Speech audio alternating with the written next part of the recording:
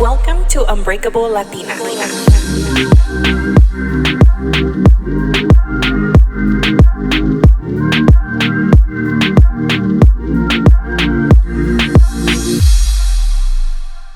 Hi guys, welcome back to Unbreakable Latina. This is your host Melina. I hope you're having an amazing day. Happy Monday. I will be back at work today and I am not looking forward to that. So I just got back from vacation on Thursday night. My sister, my mom, and I went to Maui, Hawaii. It was our first time. My mom had been wanting to go to Hawaii for like the longest time, and that's been like her dream to go there. So we finally took her and it was so much fun. It was very relaxing. I honestly felt like I was somewhere else, like really, really far away. I mean, Hawaii is far, but I felt like I was in another country, and it was nice to just get away from like the usual running around here, going to my 8 to 5 and doing everything I do. It's hard for me, like I told you guys in the last episode, to relax, but at this time I really did relax. Usually I'm the one that plans all the trips and like all the activities, but thankfully this time I just booked like the flights and the stay. But my sister booked the car and she like planned what we were gonna do. Like she's the one that did the research. Here and there I'll help, like, hey, I want to go here, or hey, let's go here. But for the most part, she did everything else, and I am so grateful because I definitely needed that. I just felt like I needed a break, and this was the perfect break before the holidays. So everything went really smoothly, and I remember getting to Hawaii and telling my sister, like, oh my God, I'm so glad everything went okay. She's like, why wouldn't it? But I always get like travel anxiety, and I think like, oh, I hope everything works out. Like I get stressed. It's just the type of person that I am. But I need to relax more. I need to learn a little bit from my sister because I'm always on edge. She's like, you're always stressed out. That's why your hair is always falling out. And that kind of hurt my feelings because it's true. I don't know if it's stress, but definitely after COVID, my hair fell way more than it did before. Side note, so before I went to Hawaii, I had been telling my mom in the mornings, like, my hair is just so curly. My hair has gotten really curly. But I really didn't think anything of it. I was like, oh, just because I probably went to sleep with my hair wet and I put it in a bun, so that's why it got curly. In Hawaii, obviously with the humidity and like the rain, my hair was like extra, extra curly. But I didn't think anything of it because I was like, oh, I'm in an island, like, está húmedo, whatever.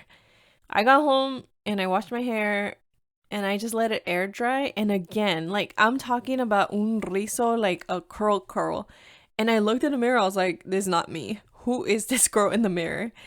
And I don't know what happened, guys. Has this ever happened to you? Does your hair just change? Because I did get a haircut a couple months back, but it wasn't short. I've had this haircut before. So my sister was saying something about, oh yeah, I heard that some people after COVID, their hair completely changed. And I'm like, is it that? Curly hair does run in my family, so I think I have to embrace these locks now. So I'm gonna start buying like curly hair treatments and see how it goes. Cause I was kind of feeling it. I was like, oh, me miro como like diferente, and like I was feeling myself. I'm like, I'm an island girl. Anyways, Hawaii was awesome. We didn't do anything crazy because, as you guys know, if you've been listening to my podcast, I don't know how to swim. So yeah, the ocean's scary. It's funny because I love the beach, pero no puedo nadar. So I'll just get in until like my thighs, and then I'm like scared to go anything deeper. But whatever. Sirena forever. Okay, maybe one day I'm gonna learn how to swim. It's in my goals, pero me da miedo. The first day we got there, we got a rental car. We went to our condo that we got. It was an ocean view, so that was really pretty. We went grocery shopping. That was not fun. Very expensive, and they don't have a lot of the same products that we have. And after that, we had dinner, went to bed. We were so tired. The time change really screwed me up. I'm still like, I know it's only 2 hours, but se siente como like longer. Else did we do? Oh, my sister really wanted to do off-roading or getting on ATVs, whatever those things are called. And mom's like, oh no, yo tengo miedo eso. And me, I'm like, it's raining. It's gonna be scary. We're gonna be sliding. And she's like, let's just do it. My sister's crazy. So if you know Roxy, if you're listening, Roxy, you're crazy. So she's like, I'm gonna do it. So she booked it. We went. It was so much fun. My mom actually had fun, but estaba, ay no, tenía mucho miedo, but it was worth it. I appreciate it. Thanks, Roxy, for taking us on the ATVs. And after that, we had planned, like, we kind of just like laid on the beach. We explored, we walked around, went to a few farmers markets, very relaxed. And we planned to go to the road to Hana. And the road to Hana is this curvy ass road, and it's scary and it's very long, but it's beautiful. One of my coworkers goes to Maui all the time, so he gave me like all the tips, and my uncle's been there. So they told us to download this app, and the app takes you all around the road to Hana. It tells you where to stop, where to park, and where to not stop, and what not to do, what to do. It's pretty cool. So if you go to Maui, or I think they have like other tours, but anyway, check it out. Check it out. It's a Shaka guide, and it's pretty cool. So we did it, and my coworker had said, Melina, if it's raining, I suggest you don't do the road to Hana. And while we were there, it was raining on and off, but I kept checking the weather for that side of the island, and they're like, oh no, it's not going to rain. Lies, it was raining. And I was laughing because I was like, my coworker said, do not do the road to Hana if it's raining. And at first, we're like, oh, this isn't so bad. And then there's like these bridges that you have to go. It's only one car, and it's only like one way, two way, whatever it is, one road on each side, and you have to yield for the car on the other side to go, or you have to go. And parecía, oh my god, it was scary. So in the beginning it wasn't so bad. We did all our stops. It was beautiful. Like the views were amazing. The beaches, oh, I can't even, like, the water is so clear and so pretty. It felt unreal. Parecía como si de mentiras. We did a few hikes. We watched some waterfalls. We wanted to go in the waterfalls, but since it was raining, it was like super slippery. We didn't have the appropriate gear. At least the waterfalls that we wanted to go to weren't like easy to get to, and I didn't want to fall or my mom to fall. So we just like, nah, like let's just see them from here. I would love to go back and just stay on that side of the island and do the road to Hana, but like in different days because there's so much to see. And you can't do it. I forgot how many miles it is, but there's no way to do everything in one day. And we left early y se nos hizo noche. We were at our last stop, the Black Sand Beach, and I started noticing que se estaba haciendo tarde. And I told my sister, hey, we should get going because it's going to get dark. And she's like, yeah, let's go. Don't worry about it. Like, I'm fine. And I trust her. She's a very good driver. So I wasn't too worried about her driving. What I was worried about mostly was that it was going to get dark and it was going to start raining. And that was my fear because if you've been there, you know how dark it gets and how scary the roads are, que a veces ni puedes mirar quién viene del otro lado because it's like curvy. Pero ahí íbamos bien. The app tells you like, please move over for locals because they get frustrated with people driving slow, and we were driving slow because let's be safe. And everything was going fine until we're getting probably like, we were maybe like 40, like an hour out from being the end of the road. And we're driving, and I noticed this like a golf cart type of, you know, the ones that people drive around like college campuses where they do like maintenance. So the little carrito, I think it's a golf cart, but it kind of looks bigger than a golf cart. I noticed one on the side of the road on my side, and they had their lights on. There was a guy sitting there. All of a sudden, as soon as we passed by, and there wasn't too many cars, like I don't know where all the people went because there were a lot of cars. They probably just left earlier than we did, or they drive really fast and we couldn't see them. So there wasn't too many cars when we were driving, but as soon as we passed, the guy turns on the thing, the golf cart, and another guy jumps in, and they start like booking it behind us. And I just like, my heart just sank. And the reason it sank is because they say that some of the people that live on that side, or just in the island in general, they don't like outsiders coming into their island, which I completely understand because they want to keep it and maintain it how they have it and it's theirs.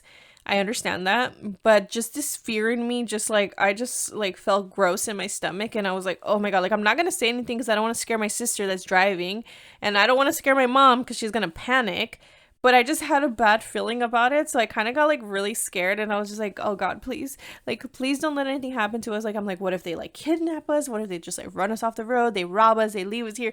My mind just goes to the worst fucking things all the fucking time. I hate that about myself, but I'd rather be aware than be dumb because I'm always aware of my surroundings. I know I tend to see good in people, but I see so much bad that I'm just aware all the time. And lately, the news has been a little crazy. So many unfortunate events have happened. So I'm always like hyper vigilant of everything. And as we're going down, I start noticing that my sister was driving, like, she was driving a decent speed. And after that happened, she just started driving crazy. And in my stomach, I'm like, oh, she knows.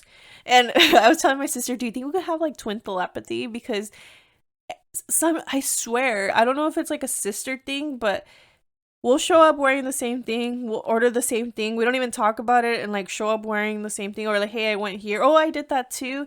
Or we think the same things. Sometimes we're not always together every day, but when we are together, we say things at the same time. It's just crazy. But I know that she knew what I saw, and she saw the same thing. So she was just like going through the curves, going like 30 something miles per hour, and you're supposed to go like 20 something. And I'm just like, oh my God, like, please. And I just kept looking back, and finally I looked back and I didn't see anybody behind us but another like car. But it was scary, guys. I don't know if we were being extra crazy or we were just like, we knew something bad was going to happen and we were able to lose them.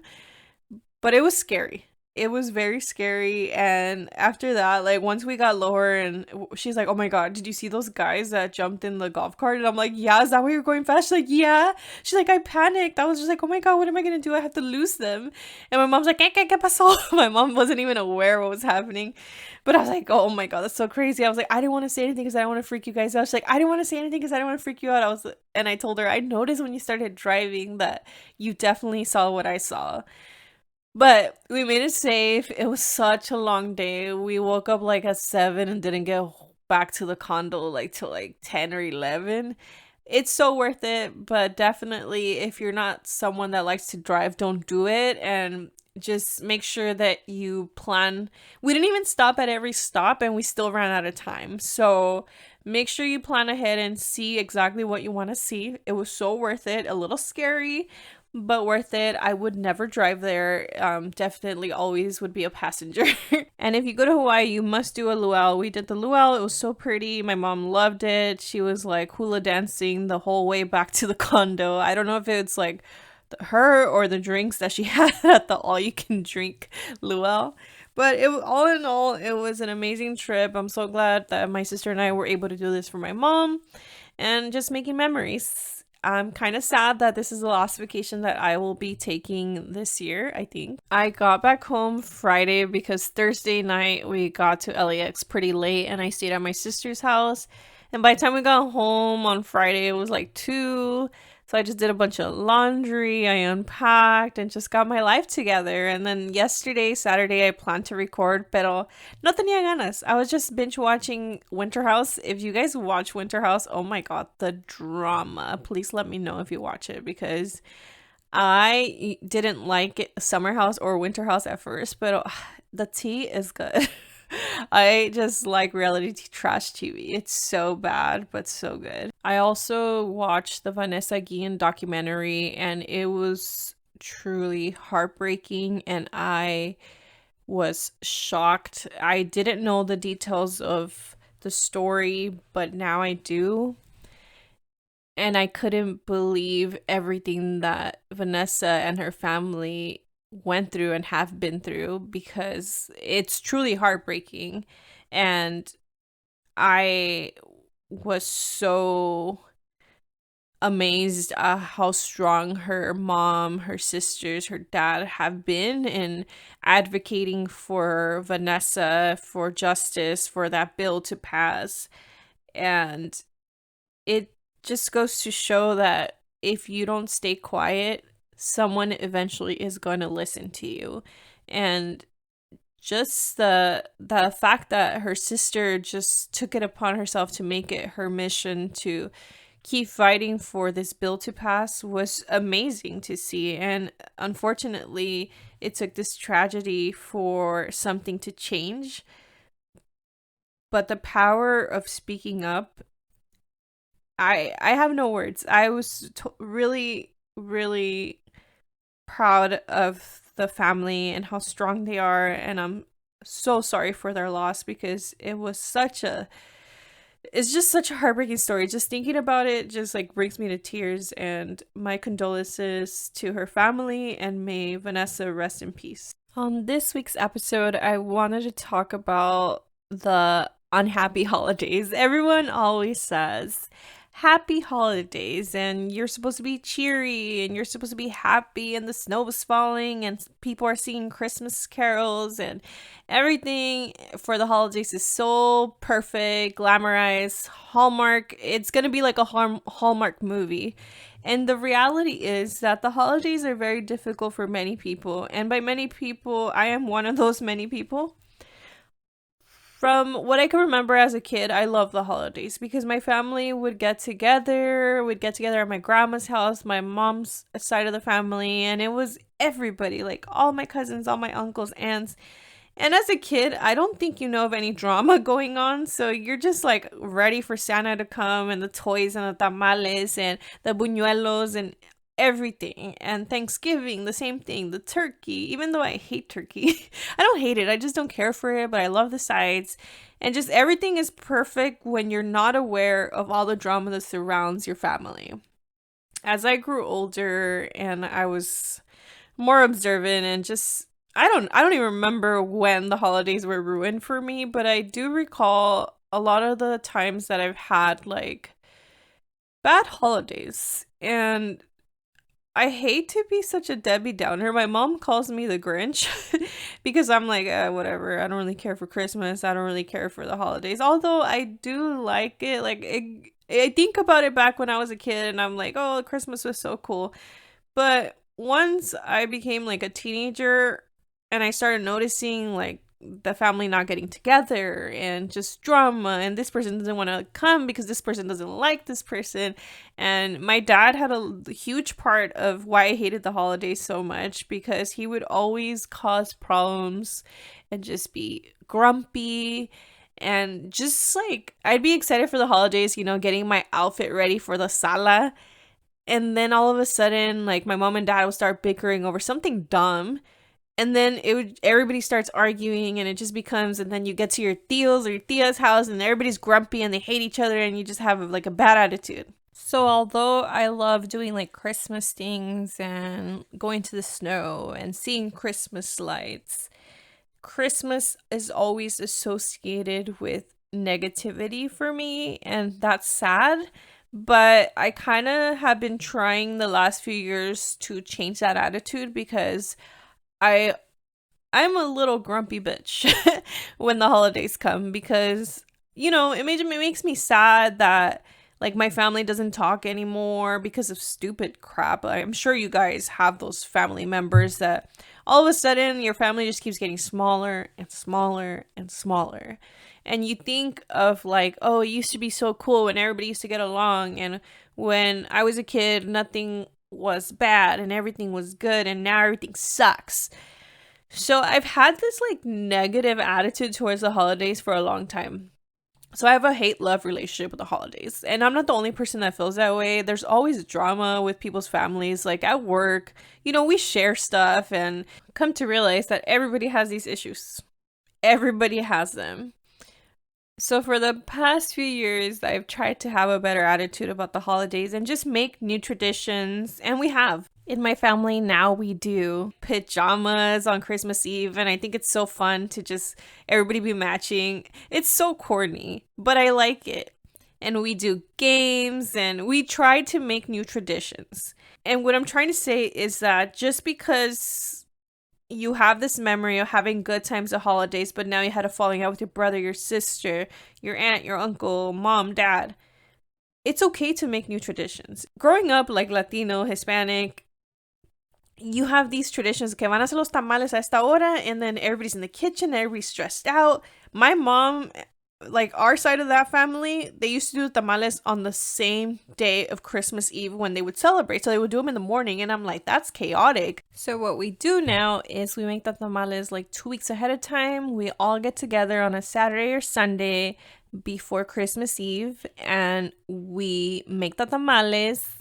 Everybody helps porque el que no ayuda no come. We always say that. And that has made life so much simpler for everybody because you don't have to worry about making the tamales on the same day of Christmas Eve. And not only are the holidays hard for people who had falling outs with family members or friends, but they are also difficult for people who have lost family members or friends and have, sadness. Around the holidays, you start seeing everybody con su mamá, su papá, and you're like, well, my dad's not part of my life, or my mom's not part of my life. I lost my mom, I lost my dad, or whatever it is. We just have to be more compassionate towards people because you don't know what they're going through. And sometimes I hate when people are like, well, why do you hate the holidays so much? And like, do you really want to sit down and have therapy with me right now?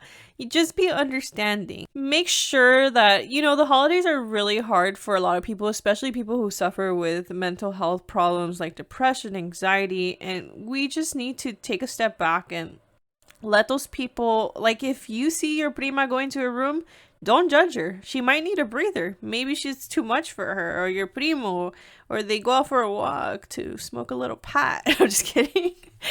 But just don't be so judgmental on somebody. And please, please, please do not comment on anyone's weight. Que estás flaquito, que estás gordito. Uno no sabe what people are going through. You might think like, wow, like he gained a lot of weight. Maybe he's suffering with depression, or she's suffering from depression, or he lost a lot of weight, she lost a lot of weight. Maybe they have a sickness. You don't know. Do not comment on people's weight. If that's the first thing that comes out of your mouth, like, no, don't ask anybody about their exes or about their baby daddy. Let's try to be more aware of other people's feelings and just empathize. And remember about your boundaries. It's okay if you don't want to be put in a situation where it's going to affect your mental health and you don't want to go to that person's house or that party, or you don't want to overcommit because you're socializing way too much during this time and it's just not good for you. Don't put yourself in that situation. Make sure you say, thank you, I appreciate the invitation, but I'm not going to be able to go. You don't have to give an explanation to anybody why you don't have to go. Or if they ask you, be like, oh, I don't want to talk about it. It's okay to say no. And that's the hardest thing for a lot of people, is to say no to invitations, because then you're going to be an ungrateful prima, primo, daughter, son, whatever. It's okay. Put yourself first and your family. If you have your own family already and you don't feel like going to everybody else's house, then don't go, because you're just going to be unhappy. What's the point of forcing yourself? Now, if it's something that's important to you, give yourself, like, let's say that it's important for you to make it to your grandma's house, but you don't want to be there all the time because you kind of don't like your tia. Give yourself like, okay, from 12 to 1 voy a ir con mi grandma, y ya. You put yourself through it for an hour just because you wanted to make it to see your grandma, but you don't want to be there the whole time because you don't want your tia to ruin your mood. So give yourself like a timeline, a time frame that you're going to go visit your family. So you don't have to put yourself through a whole day with them and then end up getting in a fight with somebody. If you're a type of person like me who gets hangry easily, make sure you eat before you go to dinner, because sometimes you get to dinner y todavía no está el pozole. And then I'm like hungry and grumpy. So now I make sure to eat before. And if you need to have your routine, like if you meditate or if you go for a walk, do that still, even though it's the holiday, because if that helps you feel better about yourself and have a better attitude, then do it. If someone asks you about something that you don't want to talk about, let them know that you don't want to talk about. Don't force yourself to give information to other people that you don't want to give. If you can't afford gifts, don't give gifts. Another very, very important one in our culture, si no comes, you're rude, you're this, you're that. And sometimes people are on restrictive diets, or they gave up meat and they don't eat what we eat. Don't make them feel bad for that. Like I said, we don't know why they chose to have this new eating habit, or they don't eat meat and they became vegetarian. Stop making people feel guilty for their choices. That's why sometimes people avoid going to family functions, because people tease all the time, like, oh, ya se cree, no quiere comer, and blah, blah, blah. Another huge one, if alguien te dice que no quiere tomar un shot, una cerveza, una bebida alcohólica, then don't be like, oh, come on, you don't want to drink or this and that. I am guilty of telling people that, and I now am more aware of not saying those things, because what if someone's struggling with addiction that I don't know about, and I'm over here making them feel guilty, and what if it's already difficult for them to be around alcohol? So that's something that lately I have been more aware of, that I don't do anymore, because I used to be like, oh, you don't want to take a shot, or you don't want to have a drink with me, and I don't even like drinking, so who am I to judge somebody that doesn't want to take a shot? And my cousins are probably listening to this and being like, yeah, stop judging me, because I am very guilty of doing that, and I will no longer do that.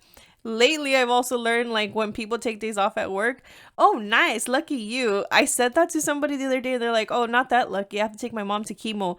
And my heart just dropped, and I was like, I'm so sorry. And I learned, but the thing is about things like that happen, you have to learn and be better for the next person you have a conversation with. Because, like I said, and I've been repeating myself this whole episode, we don't know what other people are going through. And I hope that you keep that in mind when you go to the holidays and you make your own traditions and try to have a better holiday, even though it's hard. I know it's difficult sometimes, but I am trying, and I encourage you to try too. You only get to live one life.